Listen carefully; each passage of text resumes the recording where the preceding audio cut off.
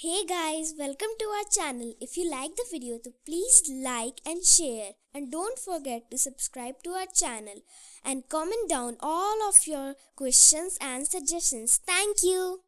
नमस्कार दोस्तों, स्वागत है आपका अपने चैनल परिचय में। दोस्तों, आज से 78 साल पहले 24 और 25 मार्च यानी कि 24 मार्च की रात और 25 मार्च की सुबह 1944 में सैकड़ों लोगों की महीनों की मेहनत और तैयारी के बाद एक ऐसा प्रयास शुरू हुआ जिसे कि हम द ग्रेट एस्केप के नाम से जानते हैं। दोस्तों, असल में हुआ क्या था कि द्वितीय विश्व युद्ध के दौरान जर्मनी ने बहुत सारे ऐसे सैनिकों को वॉर प्रिजनर बना लिया था जो कि अलाइड फोर्सेस के सैनिक थे और उन्हें लुफ्टवाफे में एक प्रिजन कैंप में बंद कर दिया था।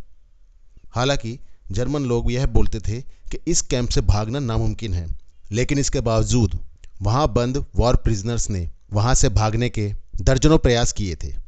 जो प्रिजन कैंप लुफ्टवाफे था स्टालाग लुफ्ट 3 में, वहां बहुत सारे अलाइड सोल्जर्स और एयरमैन बंद थे और उन्होंने दर्जनों ऐसे प्रयास वहां से भागने के किए थे जिनको कि हिस्ट्री में दर्ज किया गया है। लेकिन 24 मार्च की रात और 25 मार्च की सुबह को जो एक प्रयास हुआ था उसके सामने ये सारे प्रयास मिलकर भी फीके पड़ जाते हैं।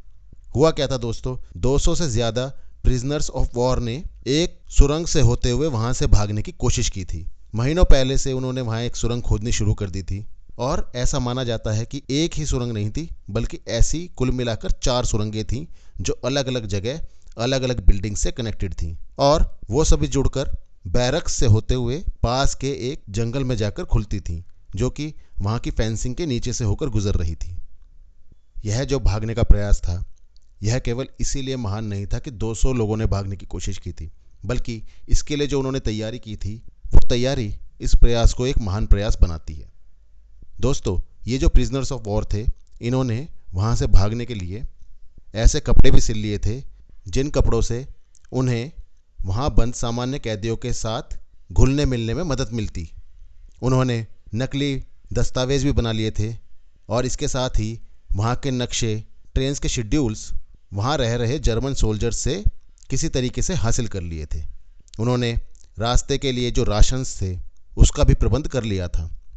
हालांकि यहाँ से भागकर उनका उद्देश्य अपने देश वापस जाने का था या किसी दोस्त देश में पहुँचने का था, लेकिन क्योंकि यह बहुत आसान काम नहीं था तो इसके लिए जो उनका प्राइमरी ऑब्जेक्टिव था, प्रथम उद्देश्य था, वो यह था कि एक बार यहाँ से निकलने के बाद उनको चारों दिशाओं में फैल जाना था ताकि दुश्मन जब उन्हें ढूंढने जाए तो वो कंफ्यूज हो जाए और उसे पता ना चले कि किसका पीछा करना है और किसका नहीं। ऐसे में अगर वो किसी का पीछा करते भी हैं तो हो सकता है कि कुछ लोगों को पकड़ पाएं और कुछ लोग फिर भी बच जाएं। जैसा कि मैंने आपको पहले बताया कि कुल मिलाकर 200 लोगों ने वहाँ से भागने का प्रयास किया, पर केवल 76 लोग ही वहाँ से भागने में सफल हुए।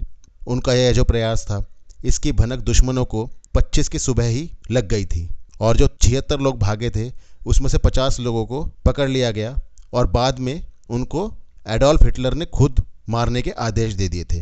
हालांकि जिनेवा कन्वेंशन के हिसाब से अगर कभी भी प्रिजनर ऑफ वॉर होते हैं तो उनको मारा नहीं जाता, लेकिन फिर भी हिटलर ने उनको मारने के आदेश दिए थे, तो ये काम जिनेवा कन्वेंशन का डायरेक्ट वायलेशन था। जब वहाँ रह रहे बाकी POWs को पता चला कि उनके 50 साथियों को पकड़ लिया गया है और इस तरीके से मार दिया गया है, तो उन प्रिजनर्स ने स्टालाग लुफ्ट 3 में एक मेमोरियल को कंस्ट्रक्शन किया जिसको हम यादगार बोलते। तो उन्होंने वहाँ एक यादगार बनाई जिसको कि द 5th का नाम दिया गया और वह यादगार आज भी उस कैंप में मौजूद है। और जिन सैनिकों ने हिटलर के आदेश पर इन 50 कैदियों को एग्जीक्यूट किया था, युद्ध खत्म होने के बाद उनका शिकार अलाइड फोर्सेस ने करना शुरू कर दिया था। हालांकि ये लोग उन लोगों से अलग नहीं थे जो कि नाजीज के सिंपैथाइजर्स थे या बल्कि नाजीज ही थे, लेकिन क्योंकि इन्होंने POWs को मारा था तो इनको किसी भी हालत में पकड़ना बहुत ज़रूरी था। अगले लगभग 16 साल तक ऐसे लोगों को पकड़ने की कोशिश की गई।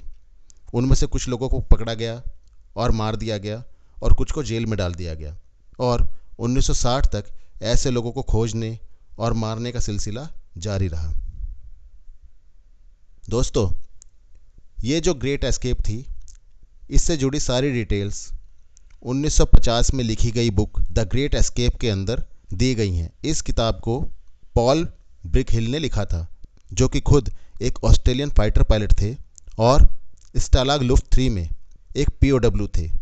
इस किताब ने एक बहुत ही रोचक कहानी पब्लिक के सामने प्रस्तुत की और बाद में इसके ऊपर 1963 में एक फिल्म भी बनी जिसका नाम भी द ग्रेट एस्केप ही था।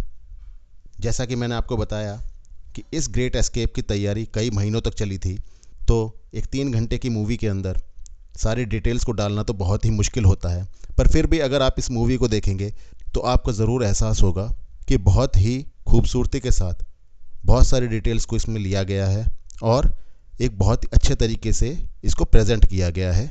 यह बहुत ही अच्छी एक मूवी थी और मैंने खुद ये देखी है, तो मैं इसको one of my all time favourites भी बोल सकता हूँ। जो लोग इस ग्रेट एस्केप में भागने में कामयाब हुए और इसके साथ ही वे 50 लोग जो कि भागते वक्त पकड़े गए और जिनको बाद में मार दिया गया, ये कहानी उन लोगों के प्रयासों और उनके बलिदान को समर्पित है और हमेशा ही वो इनके प्रयास और बलिदानों के लिए जानी जाएगी। दोस्तों, इस छोटे से वीडियो के अंदर मेरे लिए बड़ा मुश्किल है कि मैं सारी डिटेल्स आपको बताऊं, तो मेरी आपसे यही रिक्वेस्ट है कि आप या तो द ग्रेट एस्केप किताब को पढ़िए या फिर आप 1963 में बनी वो मूवी देखिए। इससे आपको पता चलेगा कि क्यों वर्ल्ड वॉर 2 में हुई यह घटना इतनी महान बताई जाती है। दोस्तों, अगर मैं चाहता तो आपको बहुत सारी डिटेल्स इस वीडियो में बता सकता था, लेकिन यह घटना अपने आप में इतनी रोचक है कि अगर मैं चाहता भी तो इस सत्य कहानी के साथ न्याय नहीं कर पाता। इसीलिए इस वीडियो में बहुत कम जानकारी मैंने आपको दी है, इसी उम्मीद में कि आप खुद या तो उस मूवी को देखकर या उस किताब को पढ़कर इस घटना के बारे में ज़्यादा से ज़्यादा जानकारी लेने की कोशिश करेंगे। ऐसे ही बहुत सारे रोचक किस्से वर्ल्ड वॉर 2 या वर्ल्ड वॉर 1 में हुए हैं और समय समय पर मैं उन्हें आपके सामने लाता रहूँगा। आज का वीडियो एक बहुत ही छोटा वीडियो था, जहाँ मैं यह चाहता था कि आपको इस रोचक घटना के बारे में बताऊं, लेकिन मैं यह भी नहीं चाहता था कि बहुत ज़्यादा बताऊं। तो मुझे पता नहीं कि आप लोगों को आज का वीडियो पसंद आएगा या नहीं। उम्मीद करता हूं कि आप अपने सुझाव कमेंट बॉक्स में मुझे ज़रूर देंगे। तो दोस्तों, अब मंडे फिर आपसे मुलाकात होगी एक नया वीडियो लेकर। अगर आपको मेरा कंटेंट पसंद आ रहा है तो लाइक, शेयर और सब्सक्राइब करना ना भूलें। चलिए फिर आपसे मिलता हूं मंडे। तब तक के लिए धन्यवाद। Thank you very much.